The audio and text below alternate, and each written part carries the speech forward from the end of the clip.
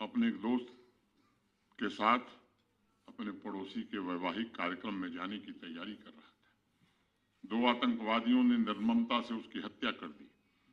जो दिन उसके लिए खुशी का होना चाहिए था, वो एक ऐसे दिन में तब्दील हो गया जिसे कोई कभी भुला नहीं सकता।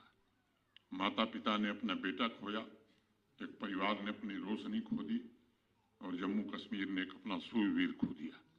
20 वर्षों तक इंतजार किया उस परिवार ने। दुख भरी दास्तां और आतंकवादियों के कारनामे अब दुनिया के सामने आने लगे हैं।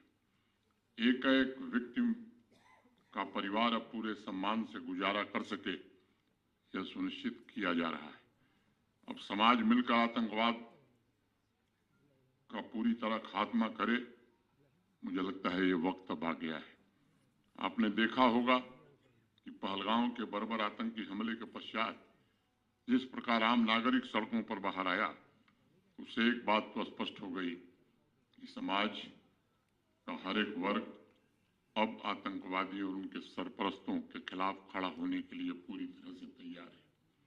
और आज मैं कहना चाहता हूं कि इस बात को गांठ बांध लीजिए कि आतंकवाद का खात्मा सेना, पुलिस, सुरक्षा बल तो करेंगे ही, लेकिन जब तक समाज पूरी तरह खड़ा नहीं होता और समाज सहयोग नहीं करता, ऐसे लोगों को एक्सपोज नहीं करता जो बेसहारा लोगों पर जुर्म ढाते हैं, यकीन मानिए आतंकवाद फिर द्रुत गति से समाप्त होता है।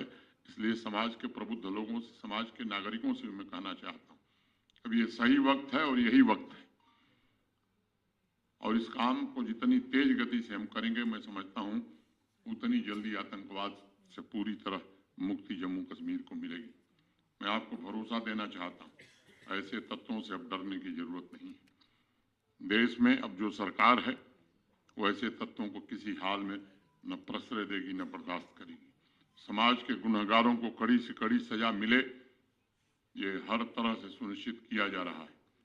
मैं समझता हूं समाज के किसी भी कोने में, किसी भी वर्ग में अगर अन्याय हो रहा है तो उसके खिलाफ आवाज भी उठनी चाहिए और हर हाथ उठना चाहिए।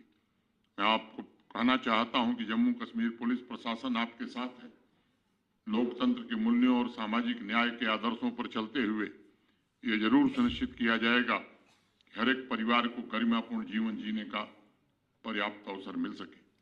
मैं सभी परिजनों के साहस और धैर्य की भी सराहना आज करना चाहता हूं कि उन्होंने इतने वर्षों के बाद भी आशा का एक दीपक जलाए रखा था।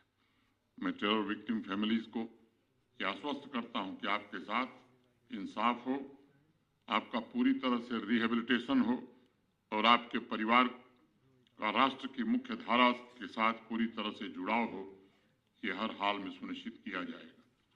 13 जुलाई की तारीख ने हमारे संकल्पों को दृढ़ता दी थी। उस दिन पहली बार बारामूला से पूरे जम्मू कश्मीर को एक नया संदेश देने की कोशिश की गई थी कि अब न्याय में देरी नहीं होगी।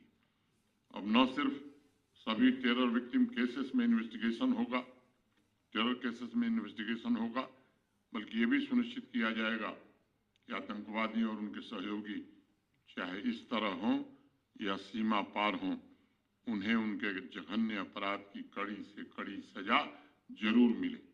मैं इसे जम्मू कश्मीर में न्याय के एक नए युग की शुरुआत कहना चाहूंगा। अनमोल जिंदगियां सिर्फ आंकड़ों और सरकारी फाइलों में सिमट कर रह गई थीं और जो परिजन दशकों से सिर्फ वादों के भरोसे जीवन काट रहे थे, उनका इंतजार अब समाप्त हो गया है। उनके रिहेबिलिटेशन के लिए जम्मू कश्मीर का प्रशासन पूरी तरह से समर्पित है और समर्पित भाव से काम कर रहा है।